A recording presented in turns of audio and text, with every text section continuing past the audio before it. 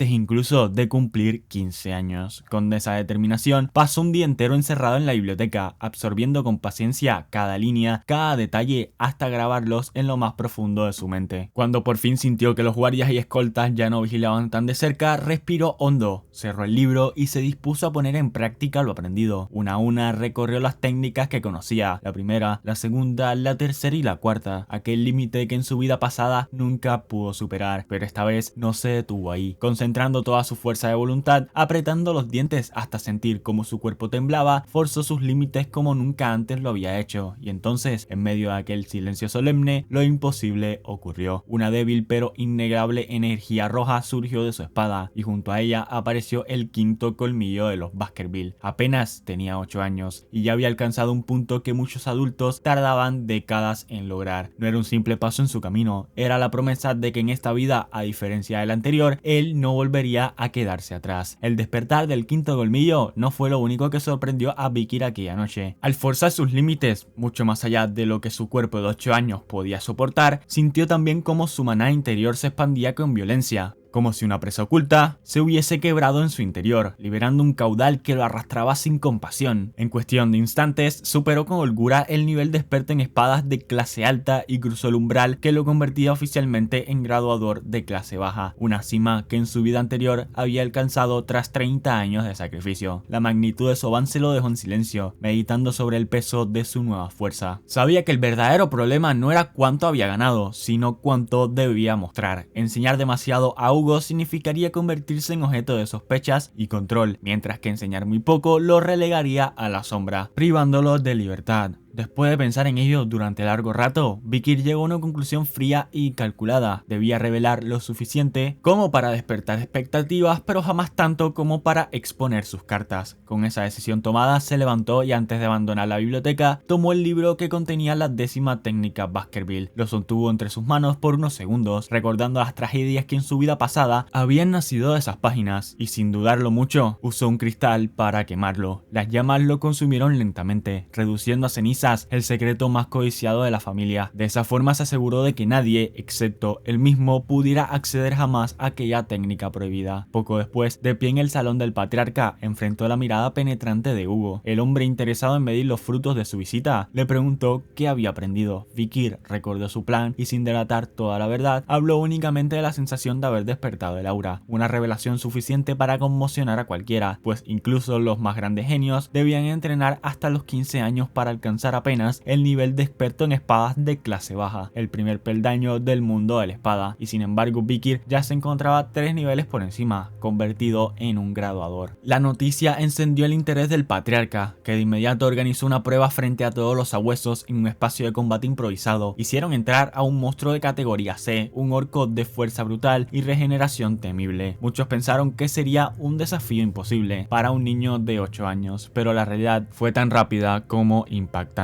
Vikir avanzó sin titubeos y en apenas un par de segundos atravesó al orco con una estocada teñida de aura carmesí. La bestia intentó curarse, pero fue inútil. La habilidad pasiva absorbida de Belzebub, hemorragia, interrumpió toda recuperación, condenándola a morir con un único golpe limpio y preciso. El silencio que siguió fue absoluto. Todos los sabuesos observaban incrédulos, mientras Hugo y los demás proclamaban que acababan de presenciar el nacimiento de un verdadero genio. Ninguno de ellos sospechaba que lo que habían visto era apenas una fracción del verdadero poder que Vikir ocultaba en las sombras. Aunque todos ya estaban estupefactos por la hazaña de Vikir frente al orco, él aún no estaba satisfecho. Su mirada firme se dirigió hacia el patriarca y con voz serena pero cargada de determinación pidió que le trajeran un monstruo aún más fuerte. Hugo, lejos de rechazar aquella declaración, mostró un brillo apasionado en los ojos y asintió sin titubeos, ordenando que liberaran a una criatura temida incluso entre los sabuesos. La bestia entró rugiendo, desbordante de hambre y furia, y cargó sin demora contra el pequeño. Vikir, consciente de que los trolls eran célebres por su vitalidad descomunal y una regeneración casi imposible de detener, esquivó los primeros embates con movimientos medidos, sin mostrar todavía toda la agilidad y precisión que en realidad dominaba. A ojos de los demás, parecía un niño luchando con esfuerzo por encontrar una apertura, mientras en su mente se trazaba un plan para rematarlo sin despertar sospechas innecesarias. Los ataques del troll hicieron retumbar el suelo y por un instante Hugo consideró detener la prueba, advirtiéndole que si no podía vencerlo, darían por terminado el combate. Pero justo en ese momento, Vikir aprovechó para desplegar algo que superaba toda expectativa. Un aura carmesí comenzó a envolver su espada, teñida de un resplandor que parecía devorar el aire. Con un movimiento preciso y silencioso, lanzó un tajo imposible y la cabeza del troll rodó por el suelo antes de que el monstruo pudiera siquiera reaccionar. El silencio se apoderó del coliseo. Todos Todos los presentes comprendieron que aquello no era una simple proeza, sino un acontecimiento sin precedentes en la historia de la casa Baskerville. Tradicionalmente, los jóvenes sabuesos lograban imbuir maná en sus espadas recién a los 15 años, y ese logro solía coincidir con el despertar de la primera técnica Baskerville. Sin embargo, aquel niño de apenas 8 años había superado esa barrera y revelado ante todos la segunda técnica, un dominio que sus hermanos más poderosos alcanzaron apenas a los 18. La expresión de Hugo, mezcla de asombro y ambición, lo dijo todo. Acababa de presenciar el nacimiento de un prodigio que rompería cada límite conocido. Una semana más tarde, Vicky resumía en silencio todo lo ocurrido. Oficialmente, había mostrado al clan que dominaba la segunda técnica y que había llegado al nivel de experto en espadas de rango intermedio. La verdad, sin embargo, era muy distinta. En secreto había alcanzado el rango de graduador bajo, y aunque con cierta debilidad, era capaz de ejecutar la quinta técnica Baskerville. A ello se sumaba el botín oculto de su último combate, pues al derrotar al troll había absorbido su habilidad regenerativa, lo que lo colocaba en un nivel de poder que superaba incluso a un graduador de rango intermedio. Ese mismo día, mientras se encontraba en la cafetería, sus pensamientos fueron interrumpidos por la aparición del mayordomo, quien con gesto solemne le anunció que el patriarca lo requería de inmediato en su oficina. En dicho salón, Hugo esperaba a su invitado, quien no era otro más que Adolf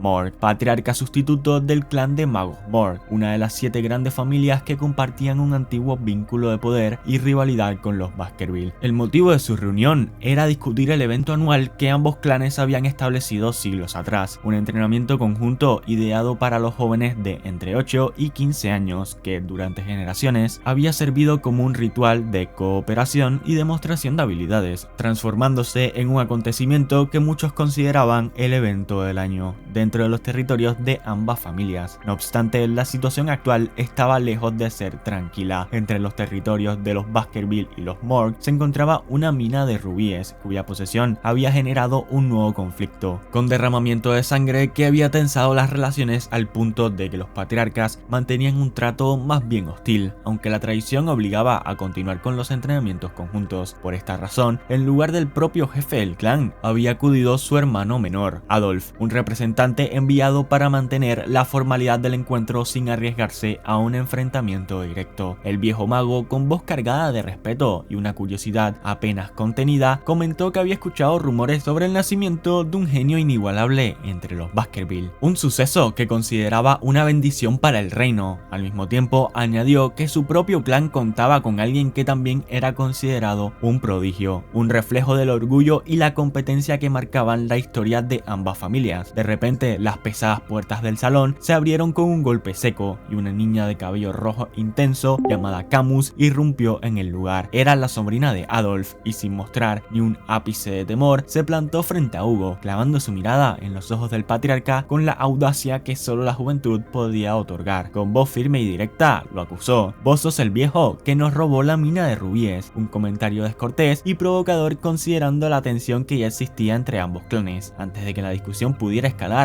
la puerta se abrió de nuevo y nuestro protagonista hizo su entrada. Con un gesto de ligera burla y sin ocultar su desaprobación, señaló a Camus y comentó: "Parece que en el clan Morg no enseñan a sus hijos a no envidiar lo ajeno", desatando un silencio momentáneo que en lugar de tensión dejó entrever la sagacidad y la audacia de aquel niño de apenas 8 años, capaz de enfrentarse tanto a la arrogancia como al conflicto con una claridad que pocos adultos podían igualar. En ese instante, la tensión dentro del salón se hizo evidente. La joven Camus, llena de orgullo y rebeldía, se levantó sin dudar para enfrentar directamente a nuestro protagonista, aunque de inmediato fue reprendida por su tío. Sin embargo, lo que más llamó la atención de Vicky no fue la insolencia de la niña, sino su nombre. Al escucharlo, reconoció de inmediato a aquella que en su vida pasada sería conocida como la emperatriz de sangre de hierro, una mujer temida y reverenciada por igual, capaz de exterminar con sus propias manos a todos los monstruos y bárbaros que habitaban las montañas cercanas al territorio Baskerville. Su leyenda se extendía más allá de su fuerza, pues también era célebre por una belleza hipnotizante y por su habilidad para manipular incluso a la misma familia imperial, ganándose así el título de diosa del fuego. Pero todo eso pertenecía a un futuro aún lejano. Frente a él, en ese momento no había más que una niña testaruda y desafiante. Los minutos siguientes se consumieron en una discusión encendida. Camus, mostrando gran ingenio, utilizó su magia para proyectar una réplica representación gráfica del problema que giraba en torno a la mina. Según explicó, la beta comenzaba en el territorio Morg y se prolongaba hasta terminar en el dominio Baskerville, con la concentración más poderosa de minerales justo en la frontera entre ambos territorios. Por esa razón, los Baskerville reclamaban la propiedad de la mina y negaban no solo el acceso, sino también la posibilidad de un arrendamiento. La realidad era que los rubíes, usados únicamente en la práctica mágica, poco significaban para los Baskerville, quienes no dependían de ellos. El verdadero motivo de la negativa era mucho más profundo. Permitir a los Morg extraer en esa zona equivaldría a abrirles una puerta estratégica hacia sus tierras, lo que representaba un riesgo imposible de aceptar por unas cuantas monedas. Molesta por aquella postura inflexible, la niña llevó la discusión a un terreno simbólico. Dibujó una línea mágica para delimitar fronteras y con arrogancia declaró que un lado pertenecía a los Morg y el otro a los Baskerville, pero que si ella extendía su brazo